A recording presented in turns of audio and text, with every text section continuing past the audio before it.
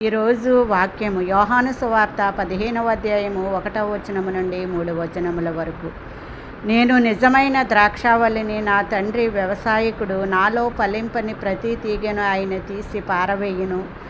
ఫలించు ప్రతి తీగ మరీ ఎక్కువగా ఫలింపవలనని దానిలోని పనికిరాని తీగలను పెరికివేయును. ఈ మాటలను బట్టి మీరు పవిత్రులై ఉన్నారని ఇక్కడ యోహాను గారి ద్వారాగా పరిశుద్ధాత్మ దేవుడు సెలవిస్తున్నాడు. సృష్టికర్త అయిన యెహోవా దేవుడు వ్యవసాయకుడైతే, ఆ సృష్టిని రక్షించటానికి వచ్చిన మన ప్రభువును రక్షకుడైన యేసుక్రీస్తు ద్రాక్షావల్లిగాను, మరి ఆ యేసుక్రీస్తులో నిలిచి ఫలించేవారు నీ దేవుడు మరి ఇంకా ఎక్కువగా ఫలించేవారిగా చేస్తానని, మరి అలాగే ఫలింపని వారిని ద్రాక్షావళిలో పనికిరాని తీగలను ఏ విధంగా పెరికివేస్తాను